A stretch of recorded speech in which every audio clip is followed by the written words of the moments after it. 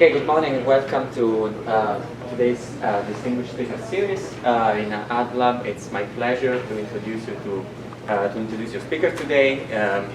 Alberto-Giovanni Busetto is professor at the Department of Electrical Engineering, Electrical and Computer Engineering, and the Department of Computer Science, joined at the University of California, Santa Barbara. Alberto is an expert in machine learning. He has applied these techniques to a wealth of research topics, especially in the medical field. He is also affiliated with the Huntington Medical Research Institute, which I think is in LA, right? In Pasadena, okay. He got his PhD from ETH, where he also won a dissertation award in 2009. He has been awarded Best Paper at the IEEE Computational Science and Engineering meeting in 2009. And he has won several student awards. He has introduced the most efficient method for optimal design of identification experiments in systems biology. Thank you for being here. Thank you so much for the kind introduction. Thank you for inviting me. I'm delighted to be here and talk to you about some methodological challenges in data analysis. And as you can see already from the title, I will be talking about optimizing the value of information, and I will be specifically talking about optimizing the value in terms of predictive power. I will start with some open questions and challenges in data analysis. I will show you how many of those questions they ultimately boil down to problems of model selection, where you have a trade-off between the informativeness of the model, so the information yield, and also robustness, statistical robustness in most cases, with respect to noise coming from the data, also with respect to lack of information. So uncertainty, which is both aleatory and also epistemic due to lack of knowledge. Then I will also talk to you how you can do active learning to maximize the value of information. And I will talk about computational efficiency and near optimality in active learning. I will talk about some applications, for instance, to human learning, nanotechnology, and also systems biology. So now we are at a point in time where computational resources are very abundant. Also, data sets are larger than ever. I think it's fair to say that very often data sets are so large that it's not exactly clear what we can do with them. The fundamental question at this point, among the many questions in big data analysis, is how to transform data into useful information.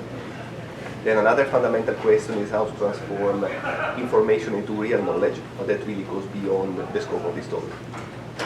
So I'll be talking about information, a little bit in the sense of information as in communication theory and information theory. But in contrast to that, I will really put some emphasis on the value. That is, how can we use information, for instance, to better optimize a certain utility function, in contrast to classical information in the context of communication, which primarily deals with reliable storage and communication of bits. So what happens is that in a simplified description, as we get access to data, as you can see in this plot, you often have someone, a human, really checking what we have there, making some high-level decisions on what to do. For instance, in this case, as you can see, you see quite some many circles there. They're organized in such a way that a person would be able to identify, even on the basis of visual inspection, that we are dealing with characters. Even though, for instance, some are capitalized and some others are not. It's a little bit noisy, there are missing parts, this is not an ideal setting. Nonetheless, it is possible, for instance, for a data scientist to say, you should look for characters, and then a machine learning technique is actually used to transform the data and extract, for instance, characters and then words and to higher and higher levels of abstractions. So what happens in many ways is that at the high level, we have some human decision maker that is doing some meta-learning, so really learning how to learn in many ways, and deciding at the low level which machine learning techniques should be used. So machine learning is truly automating only the lower part of the data analysis process. And humans are doing such decisions on the basis of intuition, also on the basis of previous experience, and also on the basis of common sense. This is a limiting factor in data analysis, as in fact there are cases like in low dimensions and when things are really quite well separated in terms of patterns, where this can be done even by visual inspection. I mean, it's really clear that in this data set specifically we'll have 3 different clusters. But there are many other cases in which the situation is not so clear. Maybe because we are operating in high dimensions, or maybe because the patterns are not clearly separated, or because the type of models and structures in the data are really quite complex. And in principle, they could be even much more complex than what a human could do. That's a problem, because then that would lead to a lack of agreement and lack of predictive modeling. Someone could just say, well, you should look for clusters. Some other could just say, do bi-clustering, do some other type of modeling. And so we want to make modeling as objective as possible. So to really make it reproducible and a rigorous approach. The question is, how can we do that? This is also applicable, for instance, in the case of neural network design, where the problem of model selection is even more serious, because there are very few guiding principles on selecting, for instance, how many layers, how many nodes in a layer, or whether to have a layer structure at all. It's not only selecting the model order, that is how many nodes we have, for instance, in a neural network and so on, how many clusters in a clustering technique, but it's often even selecting in the first place which type of model we want to have to extract regularities in general and make predictions on the basis of the data. That certainly depends also on the type of application. But it's clear that some methods are better than others, given a specific data set. And so we want to be able to abstract that and automate this process. Does my cluster need Symantec to be 2 different clusters? For example, yes.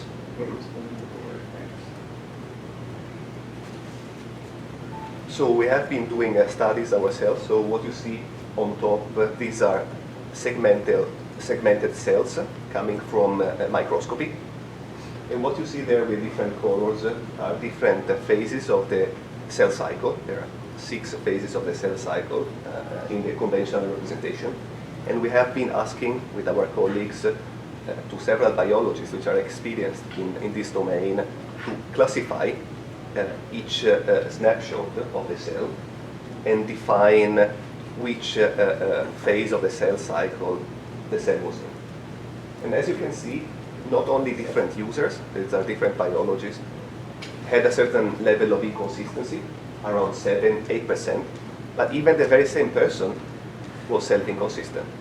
So there's a fundamental lack of objectivity, which is detrimental to predictive capacity. And this is not only true in biology, where things, of course, are extremely challenging, but in really many other domains. That could be the case also in social analytics and so on. Can you explain that figure? I don't understand. Yes. So in this figure, what you see here, these are 3 different users that are now classifying different snapshots of the same cell as it progresses over time in the cell cycle. And what we're measuring here is the annotation disagreement. So people are not only disagreeing one with the other, but there is even a fundamental self-inconsistency where you will be presenting the same data set to the same person and you'll get different results. What is the y-axis on the left? So these are 3 different tests for the same person and 3 different users. So annotation disagreement is on average around 7.5% between people.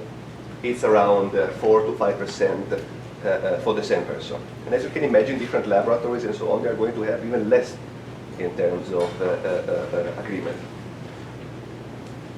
So we automated this process by unsupervised learning of dynamical systems. And so in contrast to the classical supervised approach, which is based on user annotations and training of an SVM, and finally of a hidden Markov model, we extracted features, for instance, in this case with PCA, to then combine them in a Gaussian mixture model, which is evolving over time. This is the trajectory of the cell cycle in the principal components, which has been identified in an unsupervised way. And in this case, what we could do to check really that our model was as predictive or even surpassing supervised annotation was doing external experimental validation. But often, this is not something that can be done very easily. So external validation might be not doable and might not be available for a variety of limitations, technical limitations, or even ethical limitations in medicine, for instance. So there are cases then, like in physics, for instance, or in other reductionist sciences, where it is possible actually to do some validation on the basis of first principles and theories, until when, of course, we have a paradigm shift. But within that theory, we can perform actually validation on the basis of this. But there are many others, like in biology or medicine and social analytics, where this is not easy. So we'll need to have new methodological principles for validation, so model validation. So why is it that we, well, in many cases, this is a part of the bottlenecks in reproducibility in the biological sciences, for instance.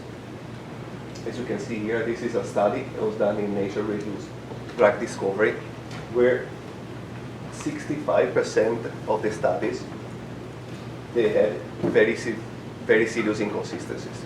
Now, many of these inconsistencies are due to a variety of different factors, including a system of incentives for greedy research and lack of statistical validation. But certainly also lack of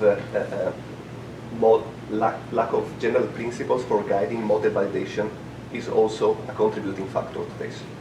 Now, how comes that we cannot use first principles, for doing things like this in other domains as well?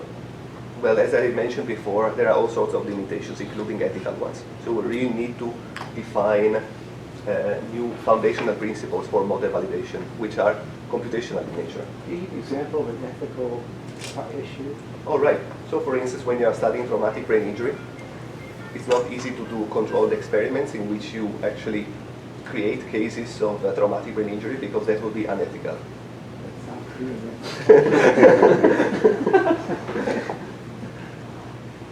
So we have some informal guiding principles, like Occam's razor, which is not, strictly speaking, theoretically justified, which is practically telling us that we should choose the simplest among all hypotheses, which is consistent with the observations. So this is not formal, it's also not really helping us in cases in which we have two models which are equally simple in many ways, and they cannot be distinguished one from the other on the basis of the experimental data. There is another principle that is addressing that, which is in a way conflicting with Occam's razor, which is Epicurus' principle, to keep all hypotheses which are consistent with available data. So how can we combine these two different ways of looking at the data? So this is the problem model selection and validation can be cast as a problem of induction, which is an old, well-known problem, known since at least 2,000 years. But like a simple thing is Einstein's quote, make things as simple as possible, but no simpler. That's right. But that is a nice guiding principle, right? And it's not really telling us how to do that in practice. What we would really like to do is to have a formal method, and that is a requirement for automating this process. So the problem of induction has been discussed since more than 2,000 years, and there is a theoretical solution for that. That is the Solomonov theory of inductive inference, which is essentially mixing algorithmic information theory and Bayesian inference to perform actually inference on the set of computable functions. Now this is based on ideas like Kolmogorov complexity and compression, and many of the terms and functions which are used for performing induction in the Solomonov sense are non-computable. So practically they cannot be used. We would like to know whether there are practical approximations to that, or other types of formalism that can still capture and perform validation in the same speed. So very frequently we can formulate also the problem in terms of finding the right resolution for a model. As we increase the noise level, then you can imagine that the equivalence classes of solutions in the hypothesis class that we are considering will actually grow into equivalence classes of solutions and hypotheses that cannot be distinguished. The higher the noise level, the larger those hypothesis classes, which are forming a partition effectively of all the hypotheses we might want to consider. So in the case of systems biology, for instance, there would be, should I model a system on the basis of, for instance, individual chemical species, or maybe should I capture some mean field approximation perhaps of the behavior of a certain pathway.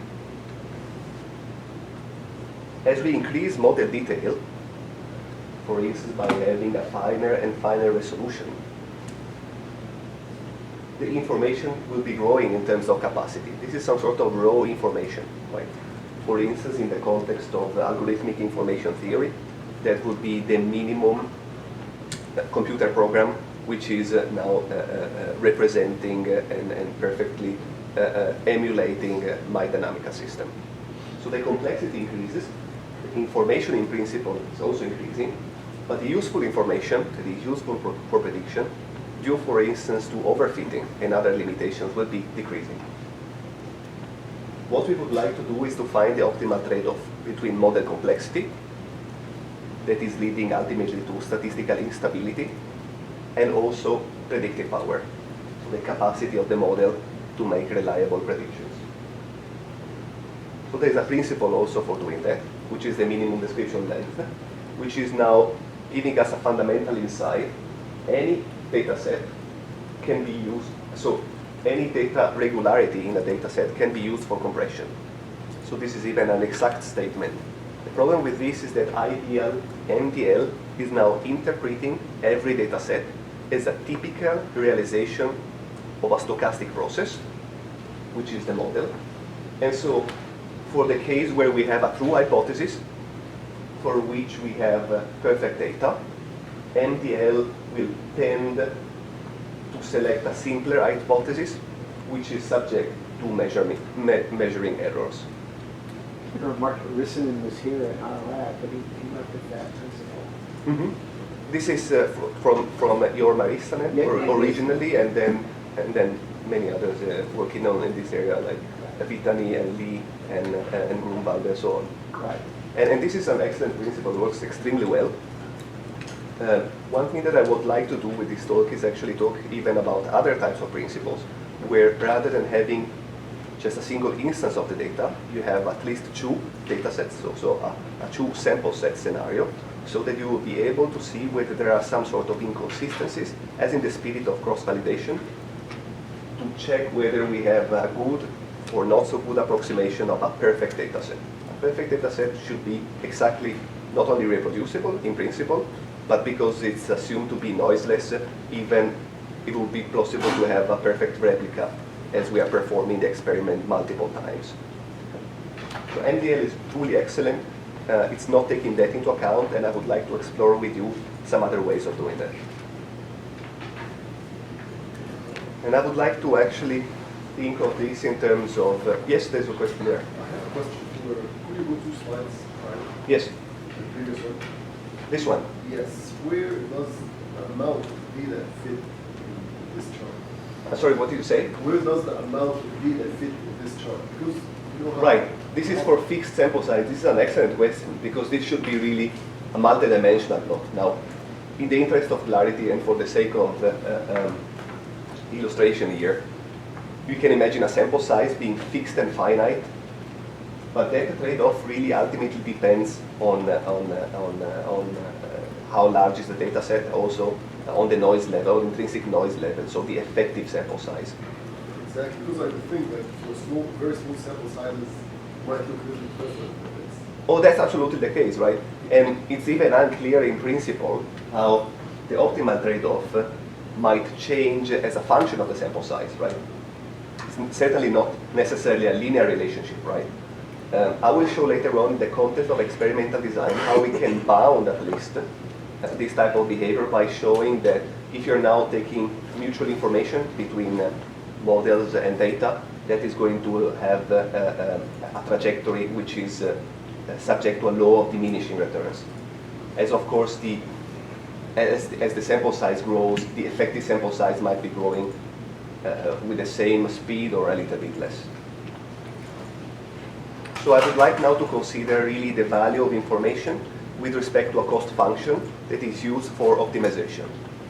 So now our cost function is, for instance, as you can imagine, a cost function coming from k-means or correlation clustering, or could also be an L2 error coming from an L2 norm in regression. It's now leading to a certain curve.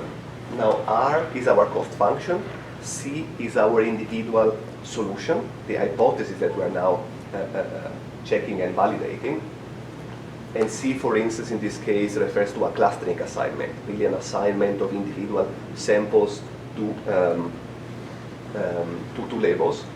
And X is the data set, which might actually change over time. And now calligraphic C over X is our hypothesis class, the space of all potential solutions we might want to consider. We will have that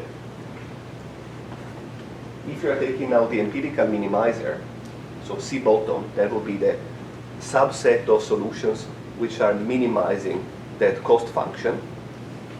Excuse me, so is R really risk? So you're talking about expected loss here? So R is not expected for now. It will in the future. So R is empirical for now. Okay, so this is like a sample path. It's a sample path, exactly. What happens is that the empirical minimizer, precisely because we are not taking the expectation up to now, will be changing, right? So the curve will actually change as a function of the data set. And in many cases also, the class of hypotheses we need to consider might also change, and we'll need to find ways of projecting them in a consistent space. And so, as you can immediately see, taking the empirical minimizer from the empirical R, which depends on a specific data set, might lead to instability in prediction, so lack of predictive power. In fact, the empirical minimizer might change from place to place as a function of different data sets. So rather than taking an empirical minimizer only, approximation set coding, which has been initially devised by Joachim Buhmann, is allowing us to find a set of solutions which are gamma optimal in the sense that they minimize the cost R, empirical cost R, with respect to a gamma parameter, which is greater than 0. This is leading to an approximation set. So a set of solutions which depends ultimately on gamma. And we would like to find the optimal gamma, so the optimal complexity parameter effectively. In other words, the exact level of resolution that is ideal to look, the ideal to use to look at the data, so that the approximation set of near optimal solutions will be large enough that multiple realizations of the data sets will actually make the empirical minimizers in that set with high probability, but not too large, otherwise will be uninformative. So it's a trade-off between informativeness measured in terms of cardinality of the space of solutions which are selected and statistical stability. So how can we do that? This can be done by resorting to measures which are similar to the conventional mutual information, but which are calculated in a different way that I will specify in a few slides. If gamma is now too large, then the reliable information is also reduced. This is because despite being stable in communication, and you can think of it in a communication analogy, you will be able to transmit symbols reliably. There are very few symbols that you can transmit because there are very few groups of solutions that you can distinguish one from the other. As gamma becomes very small, we can be extremely precise, so we can increase the number of symbols which are transmitted. But because of instability, that will lead to a low communication capacity. And there is an optimal trade-off. That is what we want to find. So gamma star, the optimal gamma, that would actually correspond to the argument of the maximum of that information measured. So we want to find the optimal trade-off between statistical stability in prediction and also a small set of solutions which are considered. You can think of it as a small kind of interval, confidence interval in a hypothesis class. What does optimal mean when there's a trade-off between various things? What is optimal? So, What does it mean for gamma to be optimal? so gamma is now optimal when we are considering at the same time predictive capacity and stability and informativeness of the solution. So optimality is now defined with respect to this mutual information. We have two terms which are antagonistic in nature. One is stability, where you tend to have a set which is very large in the interest of stability. And on the other hand, you would have precision in a way and information, raw information yield, where you would like to have a very small set. And you have an external measure that you use to find this trade-off. So bits of information, reliable bits of information that can be used for prediction, that is now giving us the common currency to combine these two conflicting terms. Are you going to define it formally? Or? Yes. Yeah. Mhm. Right. So we want to have something which is not only stable but uninformative, and not uninformative but unstable, but something which is in an optimal way both stable and informative. And what we can do also is that we can compare different types of cost functions. So these different types of cost functions, they might have different optimal gammas, and they might actually look at the data with different levels of resolution, effective resolution. Now, approximation set coding with this bound introduced by Joachim Bowman is allowing us to do these sort of things. Now, this is a bound on the probability of identifying the wrong transformation in a second data set, in a second instance of the data, to identify and localize an individual hypothesis in an hypothesis class. This is upper bounded by this term, I gamma, which is equivalent to a mutual information. So now this is calculating the logarithm of the ratio between the cardinality of the intersection between the approximation sets, which I described before, and the product of their cardinalities. This number, the ratio, is a number between 0 and 1, and is now telling us, in terms of, with respect to the maximum amount of experimental available information, how much we can extract with that specific noise level. To make it more clear, imagine that you have this Venn diagram, which is now representing the hypothesis class in gray, and one approximation set for a fixed gamma in red. This term would actually correspond to counting how many hypotheses are there. The second one is now counting how many hypotheses are selected on the basis of the second data set as a function of that particular cost function. And the overlap is this term over there, which is now telling us how much we are self-consistent with our selection of different hypotheses. Now, if the sets are very large, because our gamma parameter is large, certainly there is going to be a huge overlap. In the limit case where gamma tends to infinity, that is going to take even the entire class of hypotheses. But as you can see, when we are normalizing that by the cardinalities, the ratio will be still very small.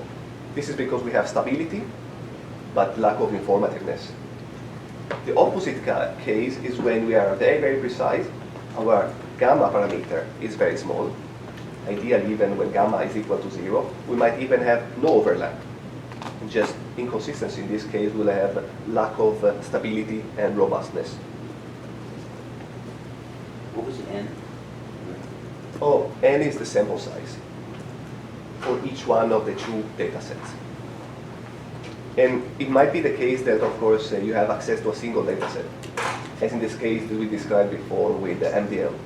Well, in that case, what you can do is that you can simulate the case by random splitting. So you will be simulating the setting in which you have two different data sets.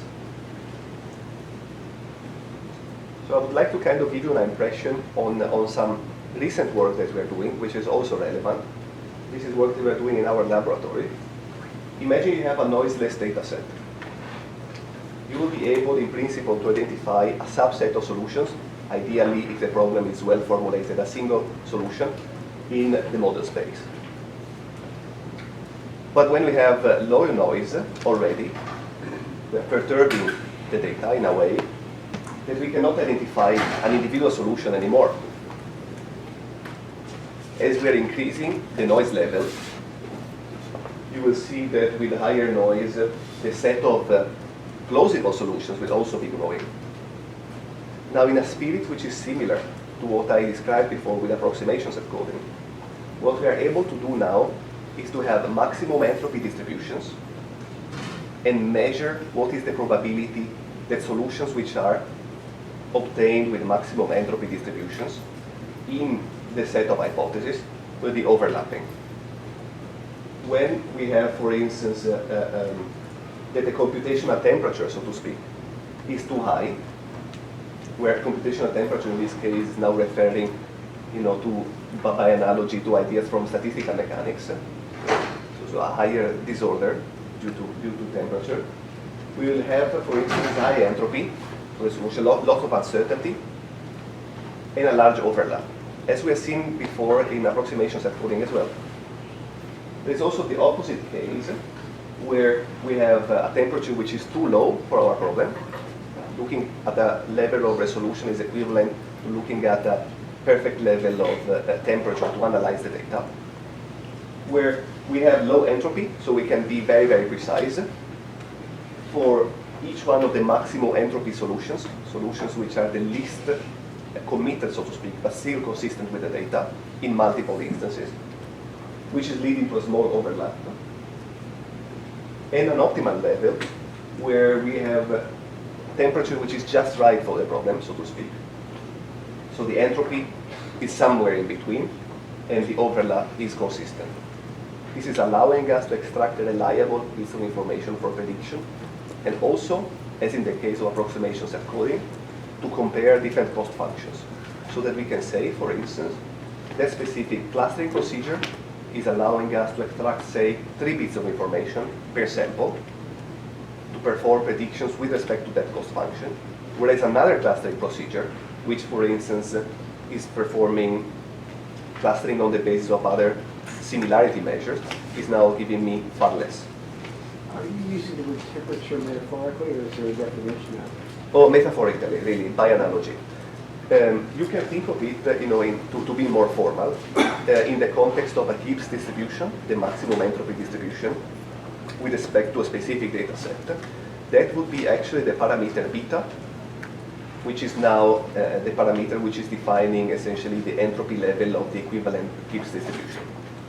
I'm using that metaphorical and also by analogy to statistical mechanics.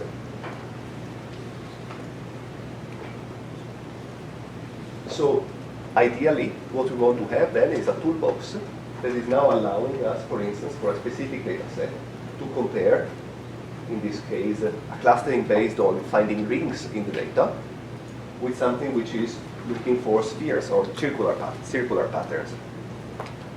So the toolbox is now provided with a set of algorithmic procedures, perhaps even with 3 parameters, so that we can compare many of those and even come up with new algorithmic procedures to compare. And a data set which is split into 2 different smaller subsets used for validation for each algorithmic procedure, or each learning algorithm, so that as an output we are actually able to measure how many reliable bits of information we can extract from the data. So for instance, in this case, as the data set really consists of ring-like structures, we will have a solution which is both consistent and robust as well as predictive. So we'll have a higher information rate compared to something else, which is, for instance, in this case, looking for circular structures and not really well adapted to the data set that we have available. With colleagues, we have been applying approximations at coding to find structure in genetic data sets, also with external validation. So what you see here is a comparison of pairwise clustering on the left and correlation clustering on the right. These are two different cost functions for clustering in this complete example. And what you see is that if you are now measuring that mutual information, which I described before, or equivalently, the self-agreement at different levels of temperature, you will see that pairwise clustering is now providing us a maximum of 3 times as many bits of information per sample compared to correlation clustering. So we're really now able to compare different ways of performing clustering, even different similarity measures, or we can even compare different types of modeling techniques. This is the original dataset in this study. This is the seasonal life cycle of gene expression in the life cycle of a shell, of a mollusk, which is often used to measure or estimate the level of pollution. And so this is the correlation between the different trajectories over time. These are time series with correlation going from -1 to 1, plotted in this way, from blue to red. And what you see here, these are the overlap solutions. So now, pairwise clustering is now allowing us to find 7 different clusters reliably, whereas at best, correlation clustering is now allowing us to find only 2 different types of trajectories. And so the number of clusters is optimized with respect to the stopping temperature or that gamma parameter, which is effectively telling us something about the level of resolution to use to look at the data. And in terms of trajectories, these are over time, so these are the months of the year, and this is the expression level, so the intensity in arbitrary units of the gene expression level. What you see is that the pairwise clustering is in fact really able to detect different types of behaviors in this specific data set, whereas correlation clustering is primarily identifying 2 different modes of the system, dynamic modes of the system. But it might be the case that with other data sets, correlation clustering might perform better. So there is no technique which is intrinsically better than another one. In fact, every time we are defining a model in terms of a cost function, or even as an algorithmic procedure, we are actually incorporating some information that we might actually want to test against real data to falsify that hypothesis. So by measuring how many reliable bits of information we have access to, we'll be able to see whether our assumptions with the model structures really do match the data. Now this is also important for modeling complex systems, as in the case of type 2 diabetes. This is our collaboration work with the Competence Center for Systems Physiology and Metabolic Diseases in Zurich, and with other colleagues at ETH Zurich, where we have been modeling on the basis of experimental data, network structure, and dynamic behavior to model mixed insulin resistance of type 2 diabetes, to identify which feedback loops in the system are broken and how hopefully that can be fixed. It is also important to reveal structure in, for instance, in pathways which are involved in central metabolic operation. This is, for instance, the case in yeast. So identifying, for instance, which chemical species are doing what, how they are connected together, and whether a causal model is better than another one, this is something that can be done by comparing models in the way which I described before. To really try and discover some deep structure from the data. And now I would like to focus on the active aspects of actually learning. So that would be experimental design, where you really have a process that you are studying, and you will be performing measurements with a reduced measurability, so you can only measure very few things. You have no direct access to the inner workings of the system, and in many ways also no access to the fundamental principles, for instance, as you would in physics, or a foundational theory that can be used as a reference. So we have arbitrary distortions then that we would also need to model. And of course the system might be a continuous system, so we have to take into account that our sampling might be fairly scarce, and also that is definitely a noisy sampling, and we'll need to make assumptions of the type of noise, even though even testing that together with while performing inference can be done with the methods which I described before. We are the observers now, and the first step in learning at this point is trying to see how we can define, first of all, which features to extract from the data, what to measure, so which components, for instance, of a state vector, and also maybe at which time points. And performing this selection jointly, something that can be done efficiently. In a second part of the experiment design description, we'll also discuss the case in which our arrow will go to the process really, where we can actually do some control theory and control the system in a way that we can steer perhaps the system and modify its behavior to maximally distinguish between different hypotheses with a high predictive power. So we can use a definition of useful information gain as the relative entropy, so the Kullback-Leibler divergence between a prior distribution in the hypothesis class and the posterior distribution. This is effectively measuring how many bits of information we would be neglecting, we will be losing if we neglect a specific data set. By analogy, in communication, that would actually correspond to how many bits of information we can get by coding based on the posterior distribution rather than coding the hypothesis and so localizing very reliably on the basis of the prior. And this is a quantity that we want to maximize. So you can imagine, for instance, this setting where we have 4 different models and really quite a lot of uncertainty at the beginning. So the measure of the plausibility, in this case the prior, is really close to being uniform. And we get a data set with a low gain that is leading us to a posterior distribution which is also fairly similar in the sense that the entropy of the posterior is also fairly high. This is an uninformative data set that we can say in retrospect, because it did not really update and change our belief state regarding the models.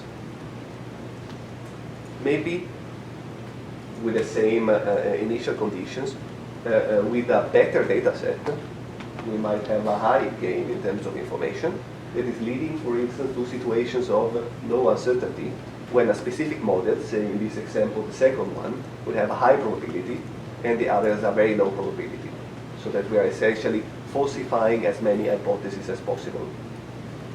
We get an even higher information gain if you're actually starting with a high probability on some models, and we end up with a low probability for those and a higher for others, because we'll be even revising fundamentally our initial ideas about the models and their plausibility. So it's not only about falsifying hypotheses starting from a uniform distribution, as might be in the agnostic case, but it's even higher when we completely revise our measures of plausibility on the basis of new evidence. Now, what we can say now is that starting from a certain belief state about the models and incorporating data might lead to one posterior or another one, because of course we cannot control the data set in itself. We can control that in expectation, so that we can say, for instance, an experiment where the information gain is higher on average will be preferable to one where the information gain is low on average. And we cannot say specifically whether for a specific data set that we still have to measure, we'll be able to get high or low information gain, but we can make a statement in expectation. So now for experimental design, in the case of dynamical systems or time-changing phenomena, we might be able now to define experimental design for now disregarding active interventions in the following way. We might want to, for instance, select at which time point we are measuring things for one component, and maybe jointly select another time point for another component, so that we can compare, for instance, this assignment and this selection of different time points and components of a state vector, and compare that with another assignment. So our objective is then the expectation of the relative entropy between prior and posterior. This is also equivalent to the mutual information defined in the classical sense between the set of models in your hypothesis class and the set of data sets that you can obtain from those. I'm now using that simplified description, pi, where now pi defines a specific selection of time points and a joint selection of time points and components of the state vector. So that I can now maximize the mutual information with data sets which are obtained by performing experiment pi under a specific constraint. For instance, that could be a budget constraint, where I can measure only a maximum of kappa different components. It turns out that despite being a combinatorial problem, which is typically very hard to solve optimally, near optimal solutions can be found greedily in polynomial time. So you would start actually from selecting the state component at the time point where the mutual information is maximized for a single sample, and then you will be adding to your selection incrementally all those other samples up to kappa that are locally maximizing the measure of information which I described before. And every time you will be, for instance, in the case of dynamical systems, solving some Fokker-Planck equation, in the case when you're dealing, for instance, with stochastic differential equations, or more generally speaking, when you're dealing with general nonlinear dynamical systems, discrete or continuous, with a Kolmogorov forward equation. You'll be propagating uncertainty, you will be incorporating new data sets and calculating in expectations how much you can gain by adding those. So the optimization part, assuming that the evaluation of the objective function, which in this case is the mutual information, takes a constant time, which might still be quite large because it will involve the solution of the Kolmogorov forward equation, is a polynomial process. So by reduction to the case of graphical models and coverage problems, we can show then the following, that incrementally adding samples in experimental design for time point selection for general nonlinear dynamical systems, jointly also with the selection of which components to measure, is something that is giving us a near optimal solution, the near optimal experiment bar pi, for which the mutual information, that is the effective predictive power of the models with respect to the data, is bounded by a constant approximation factor, which is 1 minus 1 over 80. And probably many of you will be still are already able to recognize that constant approximation factor coming from submodularity. In fact, the proof works as follows. You will be solving the Kolmogorov forward equations for your dynamical systems, all of them, which might be in itself a time-intensive process. From the solutions, for instance, in the case of Ito, stochastic differential equations, you will end up with the Fokker-Planck equations. You will be using the integral solutions more generally to build a graphical model. You'll be using conditional independence in the graphical model to show submodularity, and reducing that to the cases which have been over the years investigated by Krause and Westrin, Fage and Nemhauser for submodularity in mutual information. So what you see here, this is the application to the study of pathway in central metabolism. So this is the target of rapamycin pathway, and what you see here, this is the starting point of the optimization process. What I'm plotting here with the red color, these are the chemical species which are maximally informative. These are the first ones that you should measure. But then, of course, this is the independent information provided by those. Incrementally, you'll be selecting groups of chemical species which are jointly optimizing the information gain. Now, for all practical purposes in our studies, we also realized that effectively the solutions that we were able to identify, even comparing that with brute force solutions, were for all practical purposes optimal. So that procedure is actually very often leading to optimal results in practical applications, simply because the type of dynamical systems for which this is not holding, they do have special properties. But generally speaking, the bound still holds, of course, and it's even possible to prove that there is no better cost approximation factor for efficient near optimal design of experiments unless P equals LP. This is because some models, perhaps, I would imagine maybe some chaotic systems, they might have some very special properties, and so they might have some type of dynamics which is differing considerably with respect to the pathways that we have been studying. This is also important for designing experiments in many other types of pathways, and also to combine this with model generation. What you see here is a diagram which is showing us now the localization of a certain chemical species in glucose signaling. And what you see over here is how we can start from an individual model and come up with different alternative representations of the models. These are different differential equations in this case, all with different functional forms. So if we really aim at automating science, so we have to really go beyond inference on the basis of given hypothesis classes and be able to generate new hypotheses. Now this is actually going from data-driven science, where we're analyzing data and doing exploratory analysis, to really coming up in a creative way with the functional forms and new hypotheses that are similar to those that we would find, for instance, in physics by analogy. Even perhaps new fundamental guiding principles. So the toolbox which I described before is also available as open source software on machinelearningopensourcesoftware.org.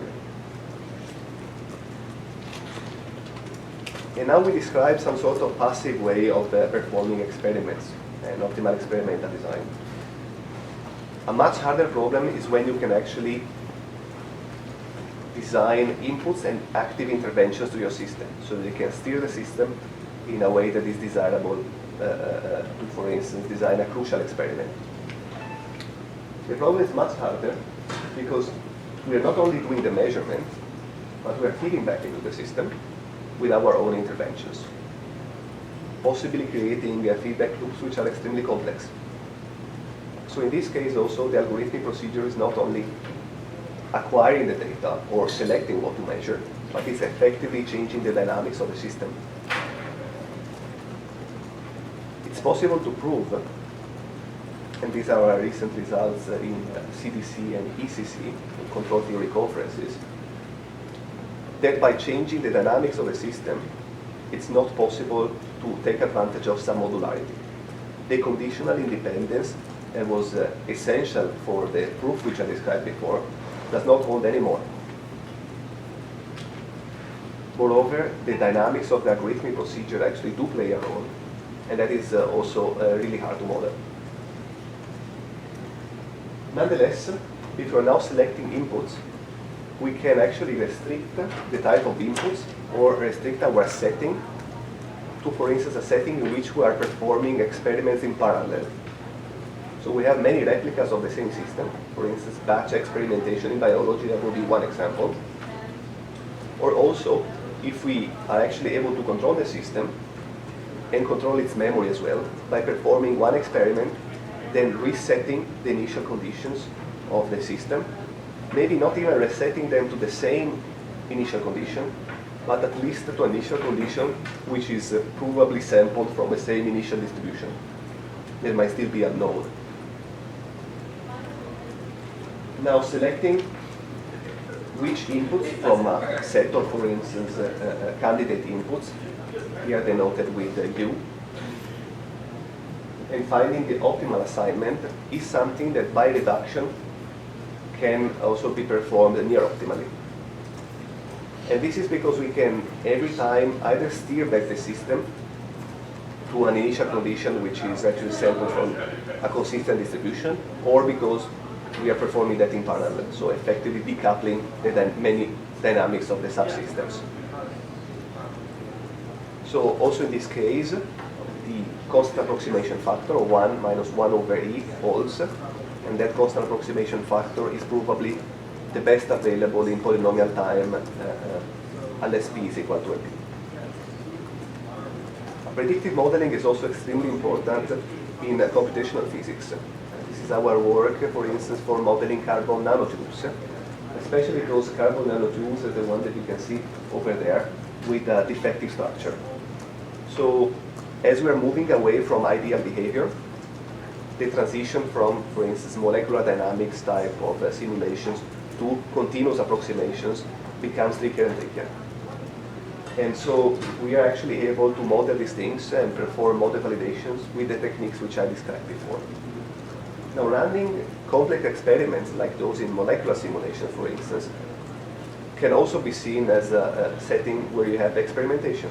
So optimal experimental design can also be used not only to design wet lab experiments, but also numerical experiments, to explore a parameter space in a way that is consistent and maximally informative.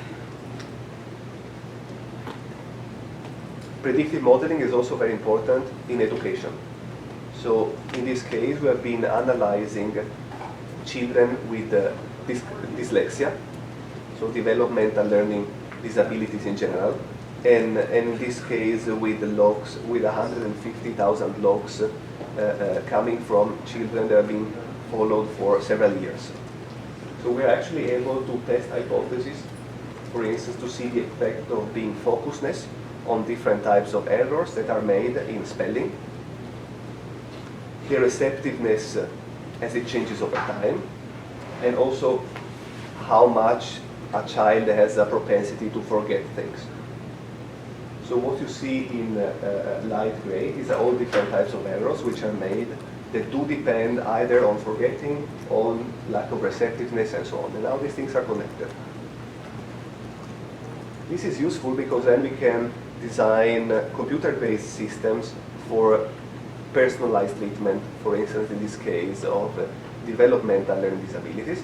This is the case, for instance, of a tutoring system in dyscalculia, which you can think of as some sort of mathematical analog of dyslexia, where effectively you create a feedback loop. You will be tracking over time how much a child is learning, and these are all different skills that can be learned, and these are all different individual trajectories to do personalized treatment in this case, or more generally, personalized education. So you will be testing, and not only teaching to the test, but also really trying to see how much, for instance, a child in this case will be able to generalize by generating new questions and so on. Now, control mechanism in this case is now testing the remediation skills and really, as we described before in the context of experimental design, deciding on interventions which are optimal to maximize the learning curve.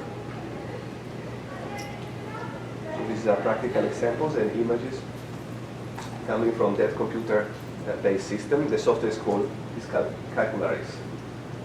So we'll be tracking over time, really, how skills are acquired, and then use that to design new experiments in this case, or new test cases for children.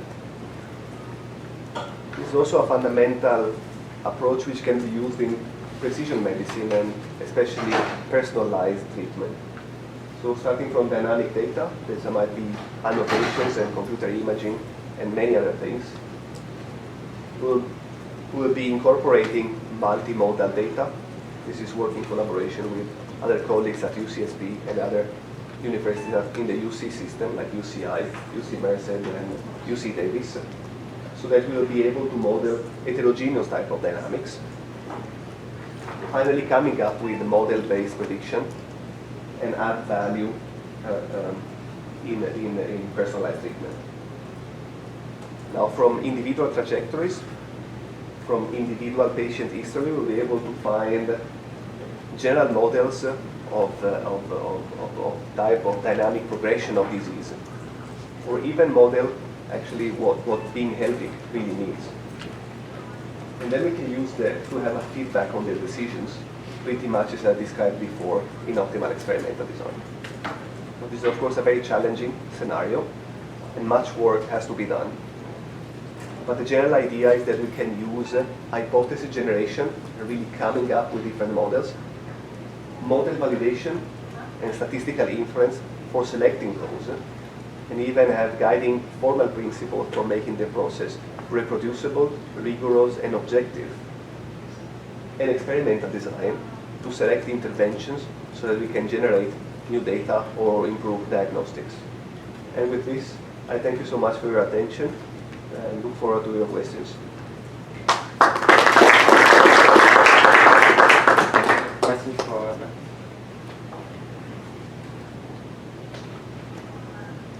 So you had this sort of mutual information kind of measure to do this trade-off between the set of possible solutions and their stability. Is there something inherent about that particular form, or are there other kinds of metrics that would also capture that trade-off? That's a good question, actually. This is the best one I know. Now, there are fundamental reasons why I believe that is well justified. So if you're now using machine learning, for classification and so on, so for supervised learning, as well as for unsupervised learning, we are in a statistical setting, ultimately. Now, mutual information is truly measuring, or I want to be, more precisely. So, algorithmic mutual information, that will be the analog of mutual information in the setting of algorithmic information theory, is the ultimate measure of informativeness for computable functions. So there is no other way that you can measure how many bits of information you can actually squeeze out from the data when you are comparing multiple realizations, for instance, of a string in the case of algorithmic information theory and so on. So this is really telling us that these measures of information, they need to come from outside conventional machine learning, whether it's classical information theory or algorithmic information theory. They're equivalent from many points of view, but it has to come from something else where we do measure essentially in terms really of symbols and bits how much we can use and how much we can compress. Now, compression is just one of the many ways you can actually use to define patterns and even define, for instance, whether something is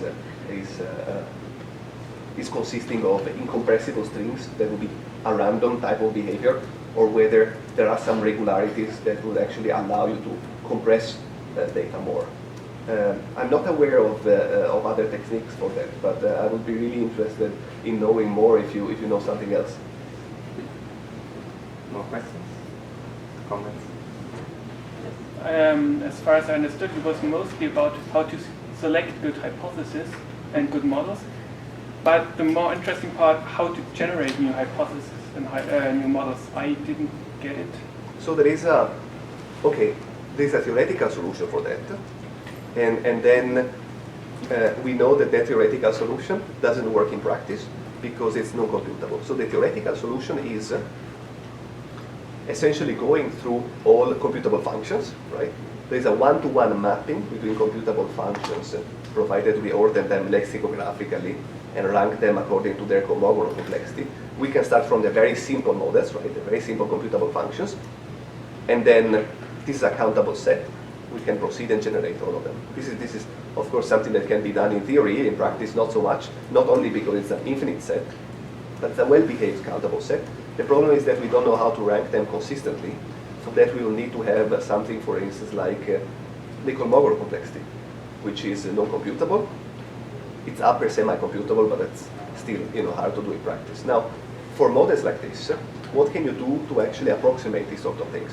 Now, the Kolmogorov complexity, to measure really the fundamental, say, universal complexity of a model, is something that, as we said, is non-computable. But it's something that we can always bound from above. So you can use practical compressors, and you can have a battery of practical compressors, right, for data compression, and this is lossless data compression. And you can actually approximate that from above by comparing many different compressors, how well they compress a specific hypothesis. Now, this is giving us no guarantees, right? Nonetheless, it is a practical way of doing these things. For instance, you might want to start with some very simple hypothesis. So, for instance, set of, let's say that in the case of neural networks are a very simple structure, and then you will be starting to add more and more. And unless you're adding structure in a way that is truly compressible, and that can be detected with a compressor, then you can at least try and generate more and more complex models in this way. Yep. That might still be extremely computationally intensive, and of course there are all sorts of practical restrictions. So in our cases, one thing that we have been doing is starting from a core model that is undisputed, and adding extensions to these models. So for instance, by adding extensions in the case of the target of rapamycin pathway in central metabolism, you can start with a core model, which is fairly simple, consisting of around 50 chemical species, which are interacting linearly, and a set of 18 extensions, right? As you have extensions which are not necessarily mutually exclusive, you have 2 at the power of 18, so an exponential explosion, right, in the space of candidate models, which is leading to already to 250,000 of alternative models that can be tested. And these are models, for instance, defined in terms of ordinary differential equations. Now, many of those out of this quarter of a million are maybe thermodynamically infeasible, or they're really biochemically infeasible for other reasons. So you'll be able to filter some of those. But still, you would end up with something which is between 50,000 and 100,000. So by adding more and more, you would have, like a very quick way of generating a combinatorial explosion of alternative models that can be filtered then. Any other questions? No? Okay, so let's thank Alberto again. Wow, this is Give the honor of the oh, thanks so much. Thank you.